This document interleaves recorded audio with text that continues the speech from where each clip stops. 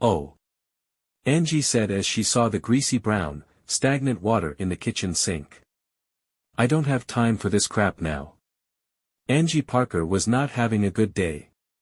Between running around doing her typical morning routine, getting the two kids ready for school, fixing her husband Mike's lunch and getting him off to work, then getting ready for work herself, she was already running behind schedule. But she figured she could make up the time if nothing else went wrong. Unfortunately, something else did go wrong. And now the kitchen sink was hopelessly clogged. So left with no other option, she called her work to let them know she would be late coming into work and why. Fortunately, her job as a medical receptionist meant that her presence at work was not mission essential, they could get along without her for a few hours. After calling her office, her next phone call was to the plumber. Hello, 4-Star Plumbing and Heating. How can I help you? The receptionist answered. My name is Angie Parker. I need a plumber to come unplug a drain. I don't know what happened, but my kitchen sink is plugged, Angie said. Well, we can definitely do that. What is your address, please? 1246, East 24th Street. Okay, got it. And your phone? 353-1299, thank you. Let's see, I can have a plumber over there tomorrow afternoon. Is that all right? Oh no. Can't you get someone over here quicker? I took off work. I have 2 kids who are going to want dinner when they get home. Well, let's see. Okay, I can have one of our guys stop over in about an hour. If it's not too bad a clog, maybe he can get you going then. Thank you so much. I hope he can too, Angie said. She hung up the phone and looked around the house. Well, I might as well do some laundry while I wait, she thought to herself and put a load in the washing machine. With a load of laundry going, she grabbed the vacuum cleaner and began vacuuming the living room. She vacuumed the living room and the hallway before she heard a knock on the door. She hurried to the door and glanced at the mirror next to the door to check her appearance. Angie was dressed in a salmon-colored business suit consisting of a medium-length skirt and blazer, with a white blouse. She was dressed for business, but still let everyone know she was all woman as well. Hello. I understand you have a plugged-up sink, the man at the door said. Angie looked over the man that stood in her doorway. The name on his coveralls read James and he carried a good-sized and well-used tool kit with him. Yes, I do. Come in, Angie said, and then closed the door after he stepped inside. He set his tool kit down and reached into his pocket to pull out a pair of shoe covers. I don't want to mess up your nice carpet, he explained. She smiled at him. As she led him into the kitchen she explained what had happened that morning. I don't know what the problem is, she said, but as I was getting the kids off to school I noticed the sink wasn't draining like it normally does. My husband had already left for work or I would have had him look at it. Well, let's have a look and see what we can figure out. I sure appreciate it. The kids will be coming home from school hungry and I have to get to work. I would really like this sink fixed when they get home. Oh.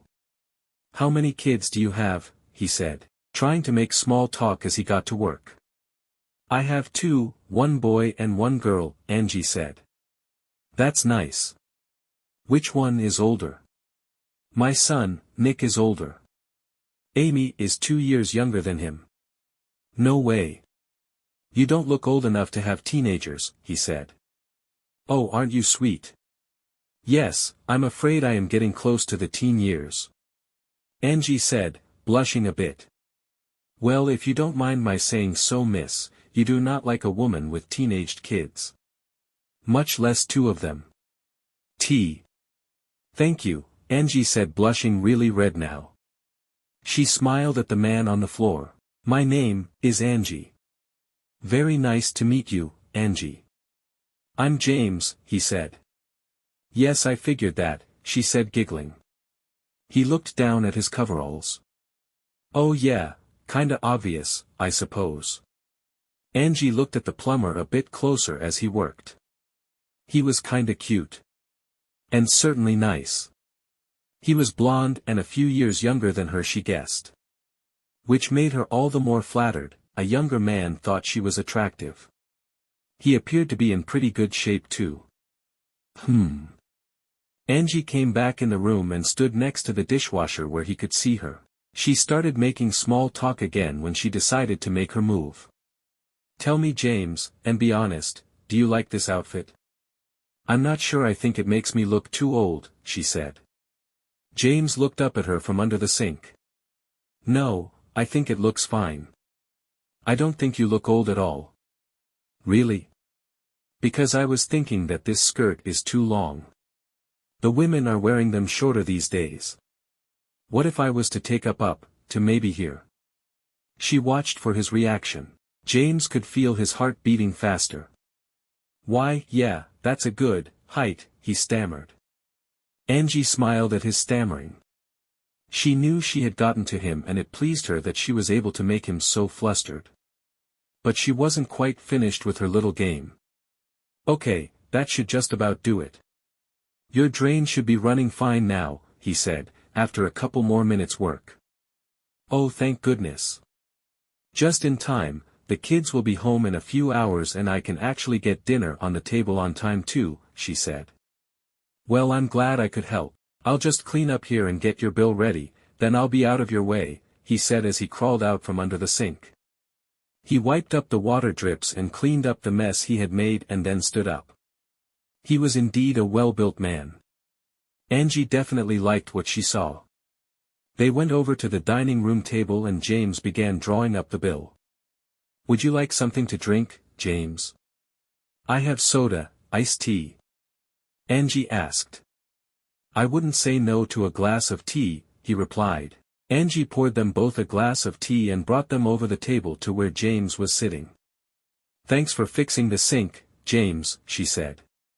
It was no big deal, you just had some food in the trap. Someone put it down the drain instead of the garbage disposal, he said.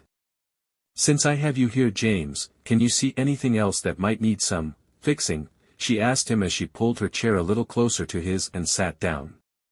Or, maybe I could do something for you since you were so nice to come right over and help me with the sink. James sat there in shock with his mouth open. He didn't know what to say. Angie scooted forward to the edge of her chair. She was sitting right in front of him. If you can think of some way I can thank you for helping me out, just let me know, James. I would be glad to do it. That was all poor James could take. Yeah, there's something you can do, all right, he said, getting up from his chair. Angie took him by the hand and led him into the room. You are a nasty little lady, aren't you?